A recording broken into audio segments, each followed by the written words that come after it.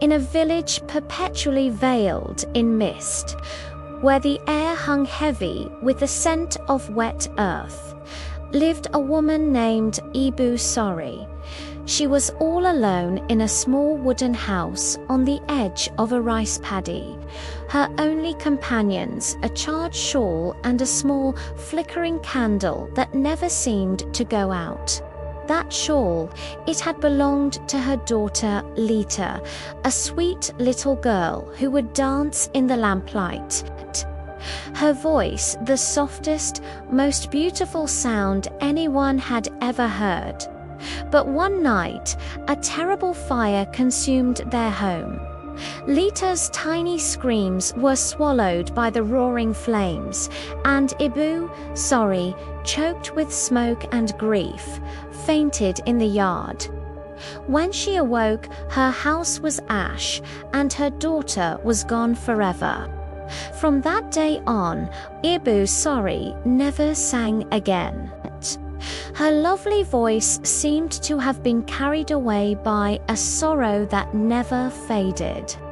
One night, as the fog descended, thicker and more suffocating than usual, there was a knock at her door.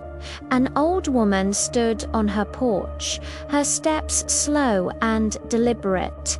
She wore a long black dress, and her eyes, they gleamed with a strange light, as if a small flame danced within them. "I heard," the old woman rasped, "that you lost your child and your voice. I come bearing a song that can call them both back." "A song? What kind of song?" Ibu Sori whispered, her voice rough from disuse. The woman produced a jet-black book. On its cover, faded red letters spelled out, "The Song of the Lampa Song for the Burned," by the remaining. Before Ibu Sori could ask another question, the old woman had vanished into the mist. That night, with trembling hands, Ibu Sori lit a candle and placed it in the window.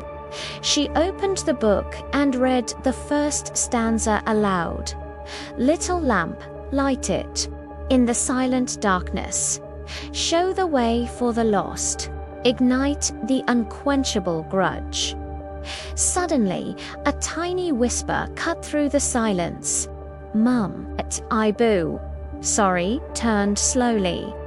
Near the door stood a small figure in shabby clothes, her hair a mess, her eyes glowing like embers.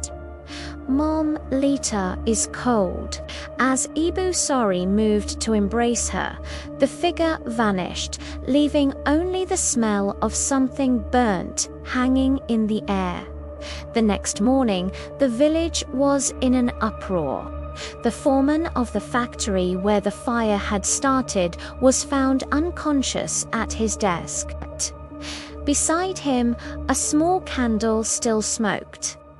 The following night, villagers began to hear a strange, ethereal singing child's voice drifting from the darkness outside their homes, and each time the song was heard, someone was found terrified and pale, with a small burning candle left near their body. Ibu Sori knew it was Lita. Her child had returned, and she had brought the fire of revenge with her. A ghostly voice whispered to her in the dark, "Thank you, Mum, ... Only 2 more to go, ... double quotes, night after night." Ibu Sori continued to sing. With each verse, the candle flame grew brighter, and her own face grew paler. She was beginning to understand. This song wasn't a prayer, it was a pact. On the 7th night, the wind outside fell silent. The candlelight danced and swirled across the floor, circling a photograph of Lita with a red ribbon in her hair. "Lita, that's enough, dear. Don't continue."